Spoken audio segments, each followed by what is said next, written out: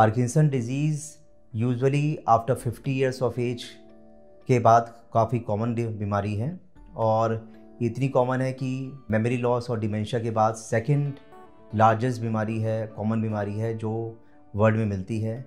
इसमें पेशेंट्स को अधिकतर यूजुअली इसके कुछ रिस्क फैक्टर्स होते हैं, जैसे 50 ईयर्स से ज़्यादा एज होना, 10 to 15% केस में पॉजिटिव फैमिली हिस्ट्री का होना या मल्टीपल हेड इंजरीज़ का होना। इसके अलावा कभी कभी पॉइजनड इंसेक्टिसाइड्स के एक्सपोजर से पार्किंसन डिजीज़ हो सकती है। ये सारे रिस्क फैक्टर्स के अलावा कई बार विदाउट रिस्क फैक्टर्स भी पार्किंसन किसी को हो सकती है।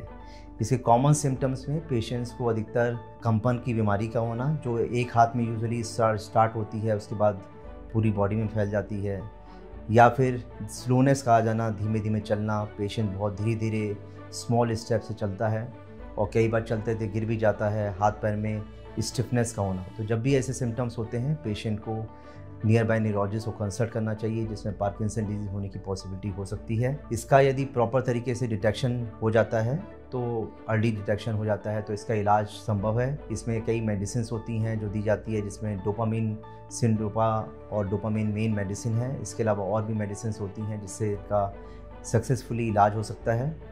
इसके अलावा पेशेंट को जिनका सिम्टम सही नहीं होते हैं बीमारी दवाई से, उनको सर्जरी, DBS जिसे डीप ब्रेन स्टिमुलेशन सर्जरी की कहा जाता है, उसको करना पड़ता है। हमारे मैक्स हॉस्पिटल में हम लोग पिछले 16 ईयर्स से कई पेशेंट्स की डीप ब्रेन स्टिमुलेशन सर्जरी कर चुके हैं, जो काफ़ी सक्सेसफुल 95% केस में सक्सेसफुल रही है। कुछ केसेस को हाथ में कंपन होने की वजह से राइटिंग प्रॉब्लम होती है या मुंह का टेढ़ापन होता है, जीभ का चलना, एबनॉर्मल मूवमेंट्स होते हैं, जिसको कि हम बोटुलिज्म टॉक्सिन इंजेक्शन देने से सही करते हैं, जिसकी सक्सेस रेट 95% होती है। पार्किंसन डिजीज़ को पूरी तरह से तो नहीं रोका सकता, लेकिन यदि एक्सरसाइज प्रॉपर तरीके से एक्सरसाइज की जाए और डाइट में एंटीऑक्सीडेंट रिच डाइट जैसे आलमंड्स, वॉलनट, फ्लैक्स सीड्स, आंवला powder plus other antioxidant rich diet को लिया जाए तो इस डिज़ीज़ को स्लो डाउन कर सकते हैं और आगे बढ़ने से कुछ हद तक रोका सकता है।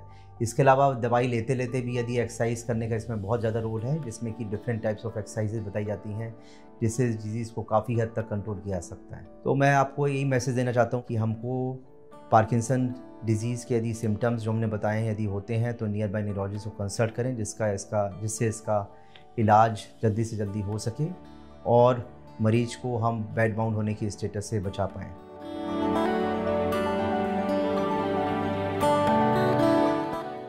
Subscribe to our YouTube channel and press the bell icon to get the latest healthcare updates.